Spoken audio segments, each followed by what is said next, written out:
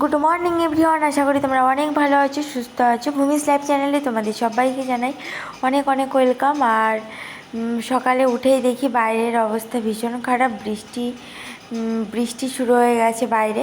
মানে উঠেছি প্রায় 5:50 দিকে, এতটা পরিমাণে বৃষ্টি ঝাপটা দিচ্ছিল বন্ধুরা, খুব জোরে। আর একটা করে লাইক দিয়ে তবে তোমরা যাবে। তবে বৃষ্টিটা এত জোরে হচ্ছিল, জানলা তো খোলাই থাকে, কারণ গরমের জন্য মেয়ে ঘেমে যায় প্রচণ্ড। সেই কারণে ওই জানলার একটা দরজা সেটাও মানে খোলা ছিল, তাই বন্ধ করে দিয়েছি সকালে উঠে। আমার কপাল জুড়ে দেখতেই পাচ্ছ বাবার ত্রিশূলের চিহ্ন এখনও পর্যন্ত ওঠেনি। যাই হোক, বাবার আশীর্বাদ রয়েছে আমার উপরে এখনও। কালকে রাতে এসে ফেস ওয়াশ দিয়ে মুখটা ভালো করে ফ্রেশ করে নিয়েছিলাম, সারাদিনের অনেকটা জার্ম ছিল। তো আজকের ব্লগটা পুরো দেখতে থাকো। আর এদিকে দেখো আমাদের পেঁপে গাছের অবস্থা ভীষণ সিরিয়াসজনক একটা অবস্থা হয়ে গেছে। চারিদিকে এত বর্ষায় কাদায় কিছু ভালো লাগছে না। এবার একটু ইট দেওয়ার ব্যবস্থা করতে হবে। দোকান থেকে হয়তো কাল পরশু আমি ইট নিয়ে চলে আসবো। আর এখানে দেখো মিটি করে জল পড়ছে, আর এদিকে বৃষ্টির জলও গায়ে পড়ছে। এইভাবে যদি জল পড়ে তাহলে কতক্ষণ ধরে মানে ওয়েট করতে হয় সেটা তোমরা বলো। দেখো কতটা সরু স্পিডে চারিদিকে জল আর জল, কিছুই ভালো লাগছে না। আর আমার মেয়ে আর ওর মেয়ের বাবা তো এখনও পর্যন্ত ঘুমোচ্ছে। কালকে তারকেশ্বর থেকে এসে রান্নাবান্না করে খাওয়া দাওয়া করতে করতে অনেক লেট হয়ে গেছিলো। তো তোমাদের আজকে একটা কথা শেয়ার করবো। তারকেশ্বরে গিয়েছি ঠিকই, সব ঠিক আছে, সব ভণ্ড সাধু বাবা ব্রাহ্মণ বাবা সব যেখানে সেখানে ওয়েট করছে। এই অভিজ্ঞতা কিন্তু প্রথম হলো, এরকম অভিজ্ঞতা আমার কিন্তু লাইফে প্রথম। যেখানে সেখানে ভণ্ডভাবে বসে রয়েছে টাকা কামানোর জন্য, সত্যি ভীষণ অচেনা লাগলো।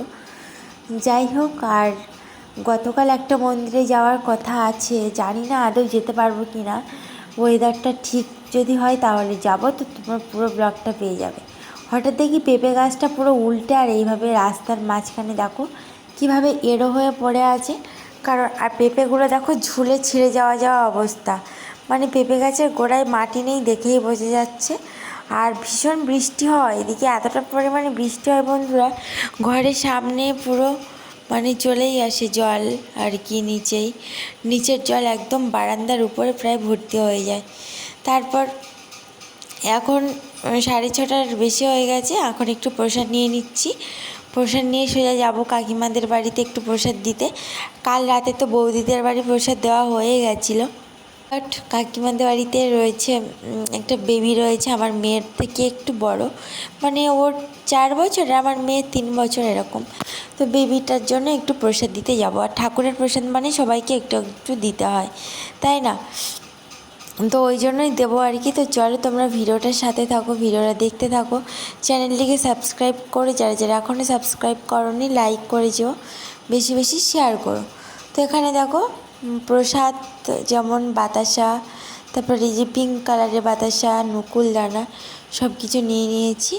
আর বেবি দেখো এই যে দাঁড়িয়ে রয়েছে, পুচকু বেবি, ও স্কুলে যাবে তাই জন্য ঘুম থেকে উঠে গেছে। তারপর বাড়ি ফিরে একটু বাদাম চাটটা নিয়েই বের করলাম, ব্যাগে ছিল, গতকাল ট্রেন থেকে কিনেছিলাম।